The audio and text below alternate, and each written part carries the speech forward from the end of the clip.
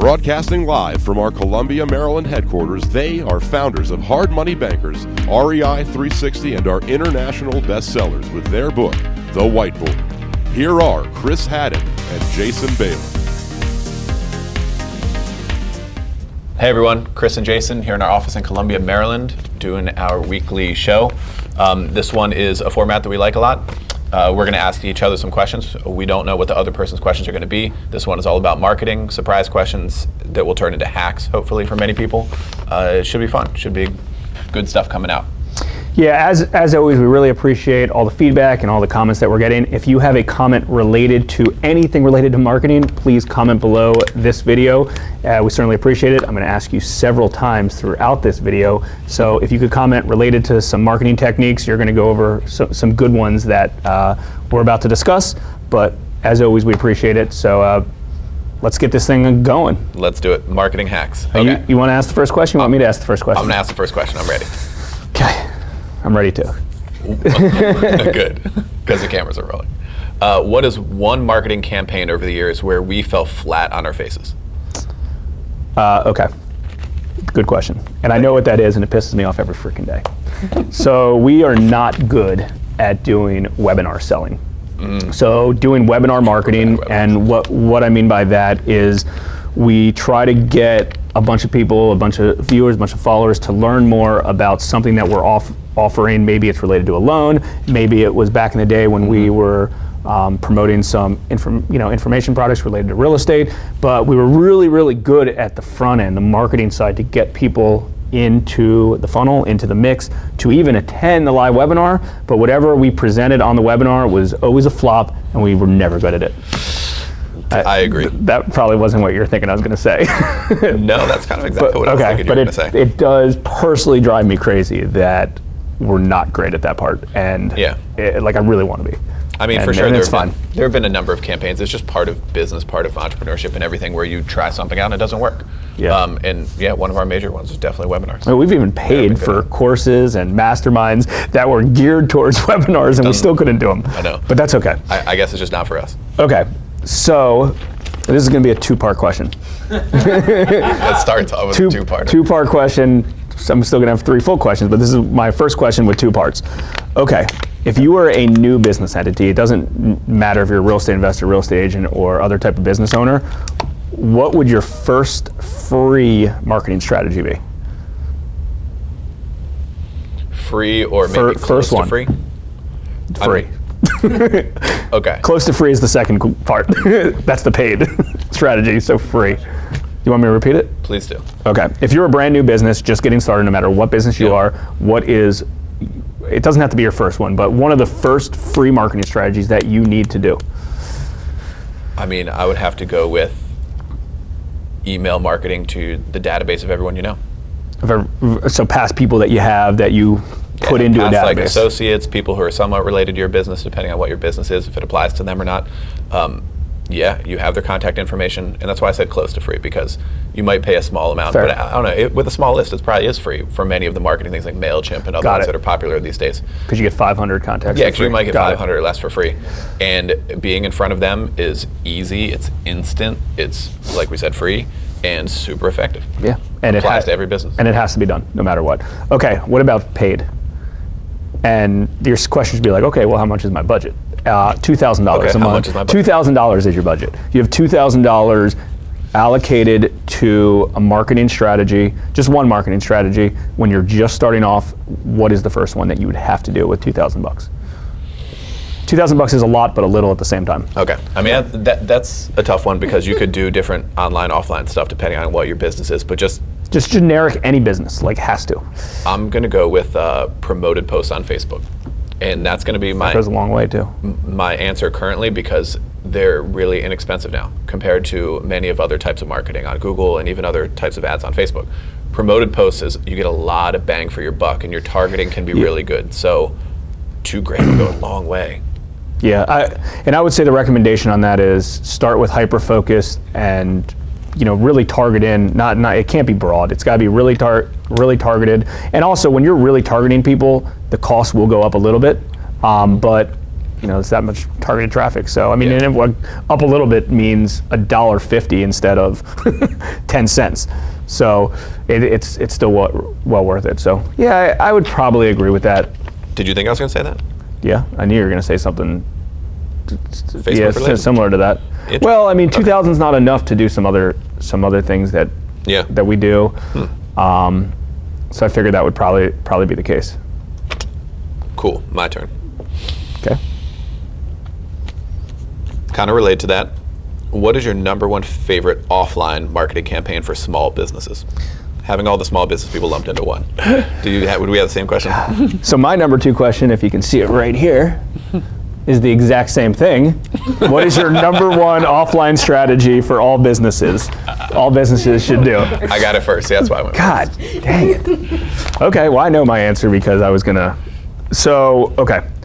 I actually strongly believe in offline marketing because I think it is a better direct impact, and it can be significantly more targeted. And I'm not talking about broad radio ads or magazine ads. I'm talking about direct in their face, direct mail. Direct mail, no matter really what industry that you're in, and we can even go over them. If you're a real estate agent or real estate investor, do direct seller leads, just whatever, absentee owners, probates, whatever. If you're a real estate agent, farm area type of thing, or hey, new listing in your property. If you're an attorney, someone who is just convicted of a crime. I mean, whatever the case is. I mean, public record stuff. That's really, really easy. So direct mail by far is my number 1 recommendation. I mean, I'm sure there's businesses that won't impact on that, but even if you're a new restaurant, mail out menus, mail out marketing campaigns, whatever the case is. There's a lot, to your local area. And super targeted just to the neighborhoods around there. Also, I'll add in little comments since you were going to ask that question to me anyway. I would throw in addition to the broader stuff in the lists and the farm areas, again, your own database via snail mail. Yep. I mean, fair. A huge ROI, huge bang for your buck when you're sending anything to anybody who already knows you. Yeah. In any business, right? Yep. Yeah, and that's something we've talked about doing a long time in Hard Money Bankers. Not necessarily people we've done loans for because we do that for them, but we get a lot of information from our borrowers, and we try to, the purpose of getting not just an email address and a first name. That's the first part. On your form, get that first just to get them into the door, and you need that. But then your next step up is getting additional information from them, across the line and through the funnel. And part of our funnel has a spot for their home address. And with that home address, like on a loan application, then we can go and we target them and go after them and try to get, direct mail pieces directly to them. So I agree with that. And whatever business you're in, purpose of the funnel is trying to get as much data as you can from them, from your followers or from your users, your clients, your customers, so you can do additional things with them. So technically it's your turn again because you asked me the question and I asked you the question at the same time. Okay. So we each have a question left. Cool. All right. If you could implement one new marketing campaign in the next 30 days, what would it be? For us? For us. Or as like a new business owner? In this case, for us. Okay. There's still a lot of things related to direct mail that we're not doing that I would like to do. So I would expand on some of the ones that we're doing. I'd probably be more broad on some of those direct mail campaigns. So instead of just targeting real estate investors, I'd probably target real estate agents, local brokerages and things like that. But I mean, we can be hyper-focused in not just our small geographic area, because these areas that we lend in it's a big overall area, but for the niche and compared to the country or the world, it's very small. And on a reasonable budget, we could hit not necessarily like the super focused client, which is a real estate investor who's done lots of deals, right, but other people that maybe they're looking to get more information about real estate investing, or they're a real estate agent, someone related to that. So take it to the next step and be a little bit more broad and do a direct mail campaign to them. That would be what it is. We could definitely do more with direct mail too. I mean, we've talked a lot about offline strategies right now, and obviously there needs to be a blend between the two, and you need to be doing both of them. But a lot of small business owners, sometimes they don't think too much about it because they think it's too expensive. Yeah, one thing that I would like to do to answer my own question a little bit with a short answer is Sure. Do a review of our funnels, our sequences, our email sequences that are a couple years old now and could definitely be updated and tweaked, and we have new good stuff to add into them and like cut out some other things, which I think you need to do if you have a funnel of some sort. Hopefully you do. Is revisit it every now and again. Doesn't have to be all the time, but I think that's something that we're due to Cool. do. Well, how about we do it, and we'll have some actionable items built into this video for everybody who's watching. I will get mine done before the end of the year, and you have to get yours done before the end of the year. Deal. So thank you guys for helping holding us accountable. Okay, last question. Who inside the operation, not our operation, a small business operation, we're talking small business owners, a one-man operation or someone who has less than 10 employees, who inside the operation should be setting up the first marketing campaign or a newer marketing campaign? This is a true question. Who should be? How big is the organization? A small new company, not 10 employees, a few employees and a few staff members and the business owners. Who should be setting up the marketing campaigns? At that size and just getting moving with things as a newer company, I think it should be the owner.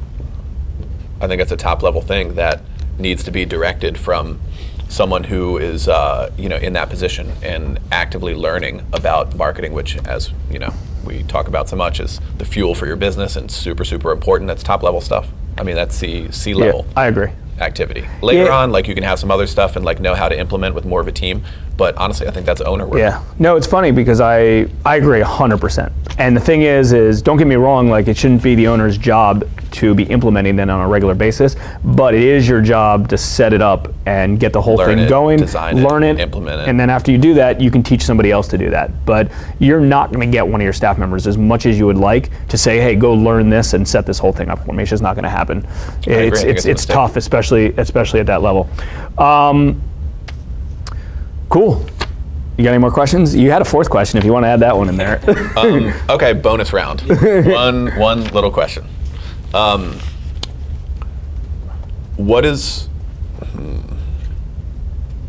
one marketing skill set that you wish that you or we had? And leave out webinars because we already talking about that. That is a huge one that drives me crazy. It's just eating at me. Yeah, I mean that's not so much a skill. I guess it kind of is. It is a skill set. It's okay. It's not a skill set. It's a campaign. So wait, this is a wish? Yeah, I mean, one if you could improve like either yours or someone in our team's skill set to be like, I wish we had a person that could do this. Oh, on team, absolutely. On the whole team. Oh, absolutely. Testing PPC. Yeah. That's an easy one. Split because I'm not doing it, and we thought we wanted to do that 5 years ago, and it was awful. It was. I mean, that's a full-time job. That is a full-time job to have somebody putting in there. I mean, listen, if I could, snap my fingers and all of a sudden I could have somebody come in the office and say, hey, Jason, these are the 50 ads that we tested today, and these are the 50 images, 50 headlines, sub-headlines, font, color, everything, and these were the results, that would be a dream. But that's not happening, and most small businesses, it's hard, unless that's the business that they're in, is selling directly on that, don't have a budget for that stuff. So I know, we know for a fact, not just I, but we know for a fact that would take our $25, CPA down to 20, 18, 15, but it's worth paying that extra $10 for an acquisition of a client just to not have that, in our arsenal. Like high-level split testing is a serious skill. Yeah, I mean, that's something we thought we wanted to get into and do, and even have past staff members being involved in it, and that's challenging. That's a tough one. So, related to that comment, stick to the basics. We've done previous videos related to be the best at the basics. Yeah. Don't be the best at that. That's a tough thing unless you have a budget inside the organization to do that. So cool. Well, I hope you appreciated, and we appreciate all you guys following us, and I hope you liked a lot of the questions that we asked each other. If you have anything related to marketing that you would like to know or you think would be a good question for maybe one of us to ask, ask us, tag us individually, inside the videos, inside the comment, and be like, hey, Jason, you should ask Chris this on the next round, and vice versa. It would be a good setup. So as always, like, comment, share, subscribe. Jason and Chris. Until next time.